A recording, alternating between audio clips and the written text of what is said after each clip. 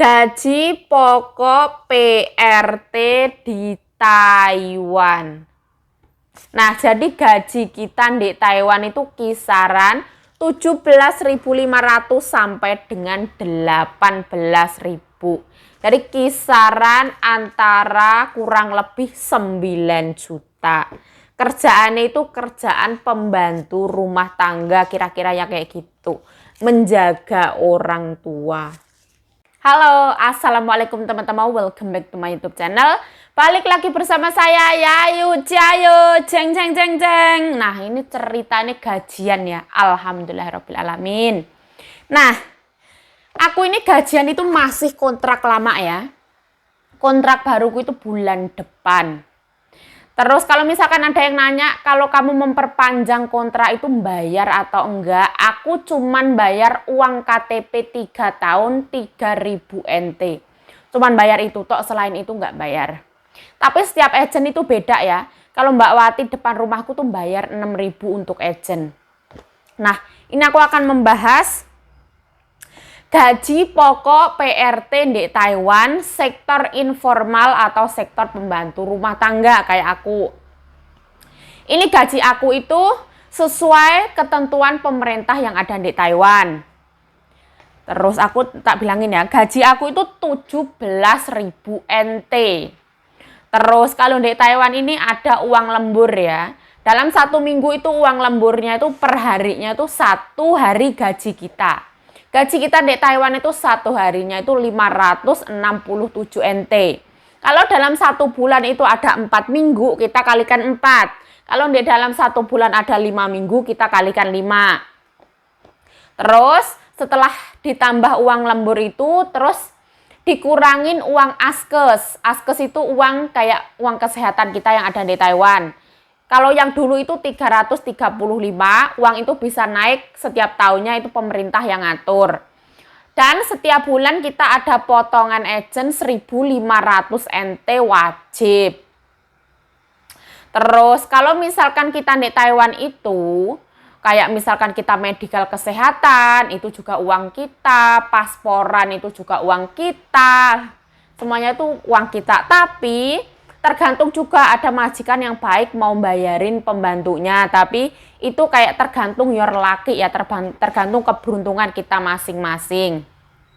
Bulan ini karena ada minggu 5, ada 5 minggu, jadi aku itu gajinya 17.000 NT, ditambah uang lemburnya itu 2.835 NT, terus ditambah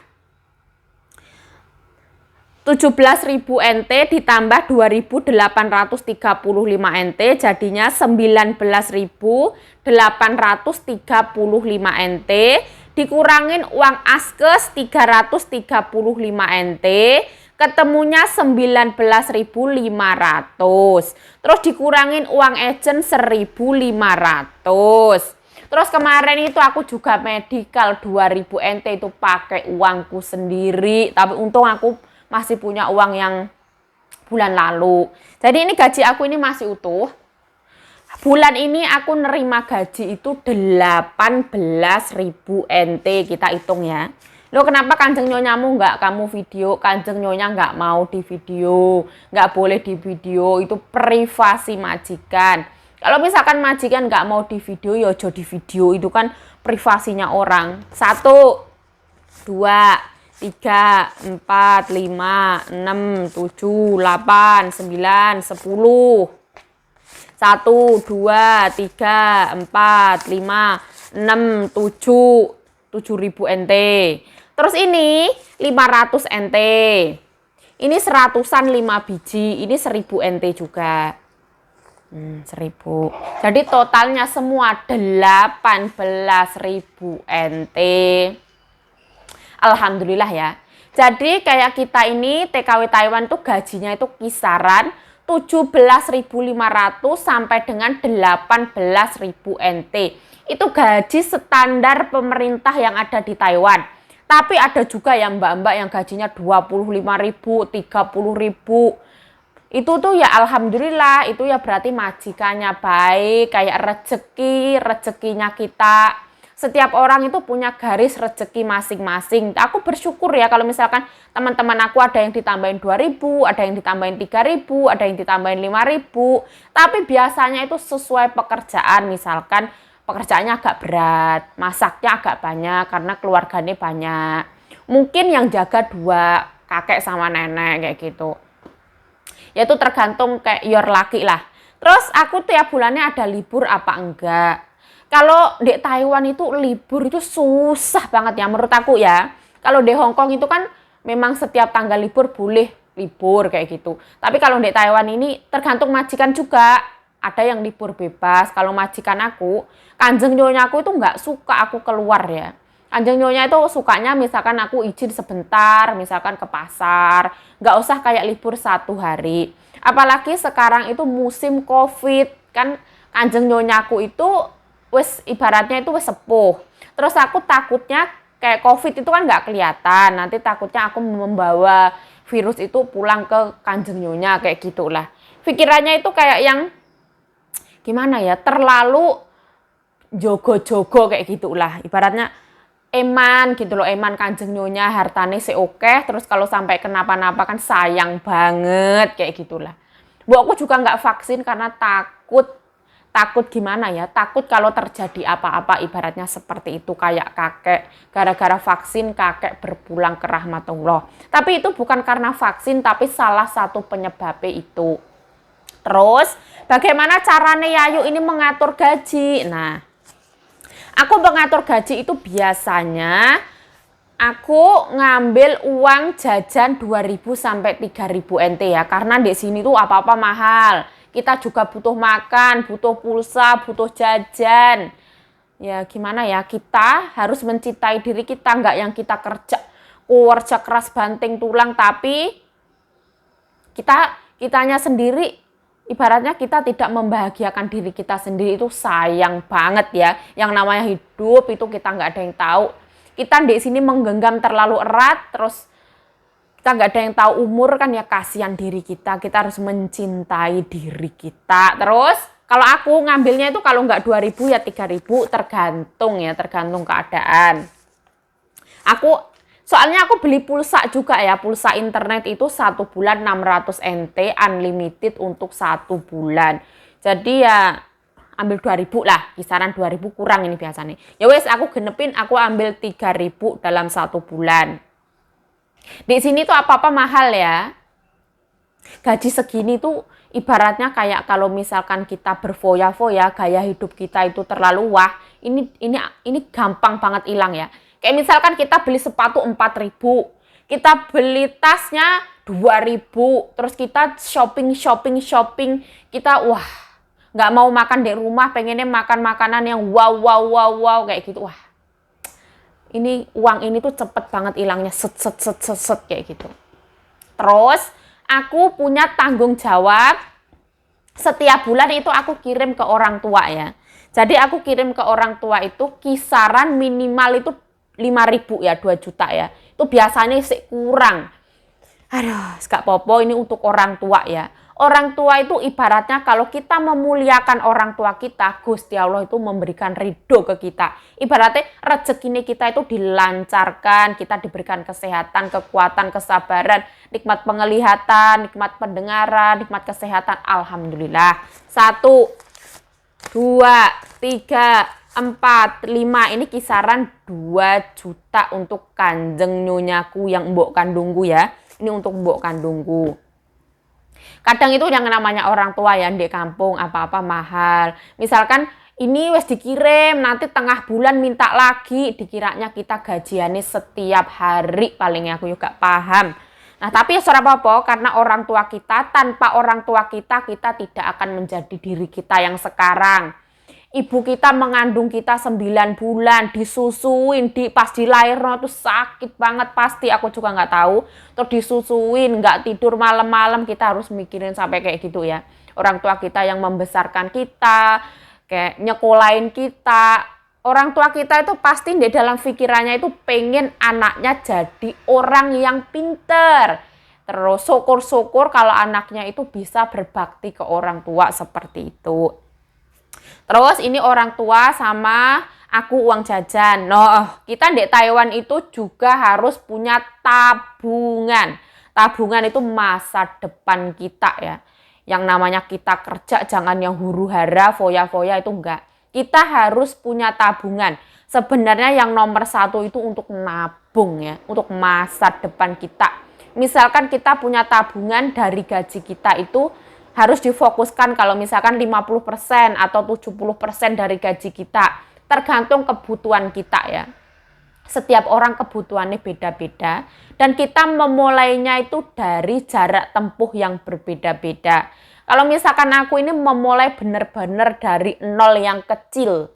Kalau orang-orang teman aku misalkan di Taiwan 6 tahun udah bisa beli ini itu apa anak anu. Karena teman aku itu memulainya itu misalkan teman aku tuh dulu udah pernah kerja di Korea. Atau dulu teman aku itu orang tuanya memang udah punya tanah.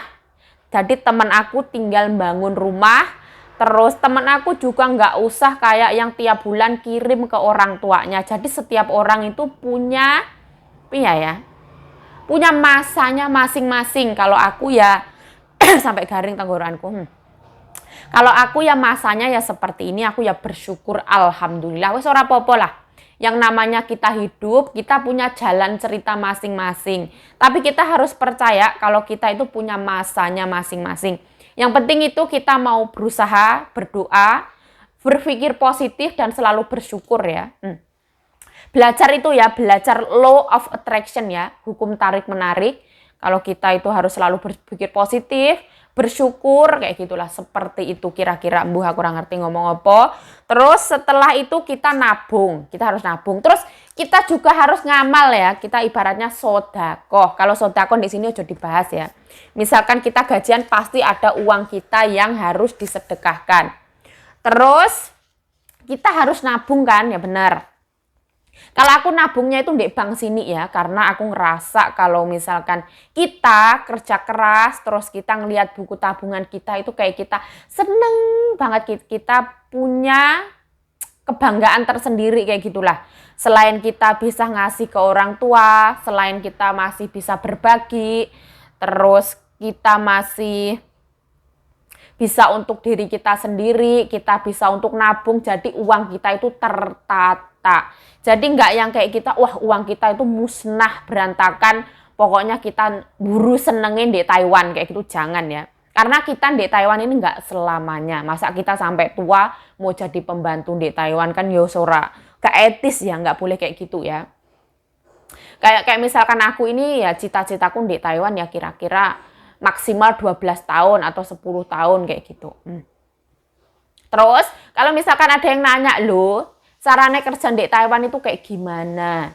Caranya kerja di Taiwan itu nomor 1 ya niat, terus budal ning PT itu nanti wes pokoknya wes lancar.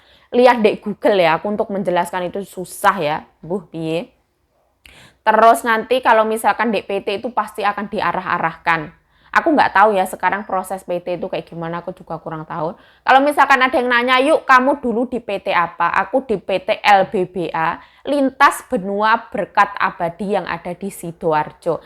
PT-nya bagus banget, bebas, terus enak banget sih menurut aku PT di situ. Terus kalau misalkan kerja di Taiwan itu enak apa enggak, itu tergantung bagaimana kita menyikapinya. Bagaimana kita beradaptasi dan bagaimana kita bersyukur ya. Setiap kerjaan itu pasti beda-beda, tergantung your laki, tergantung bagaimana nasib kita ya. Ada teman kita yang kerja cuma jaga orang tuanya nggak rewel, nggak usah bersih-bersih, nggak usah masak, makanannya beli dari luar, majikannya baik, kalau Imlek dapatnya banyak banget, itu juga ada. Ada teman kita yang bebas keluar ke sana kemari, kemana kemari kayak gitu, kerjaannya ringan, cuman jaga nenek kayak gitu, ada juga. Ada juga orang yang kerjaannya ya lumayan berat, harus gini, harus gitu, harus ono, harus ini, harus itu, tapi orang itu selalu bersyukur. Nah, dengan bersyukur insya Allah nikmat itu akan semakin bertambah, kerjaan juga enteng, neng ati juga lego kayak gitu. Jadi nggak usah yang kayak semua itu positif, terus ambil semuanya negatif, terus ambil positifnya. Jadi setiap pekerjaan kalau misalkan di sini kita yuk di sini aturannya kamu harus ngepel pakai tangan, jongkok, ora apa-apa, anggap aja olahraga.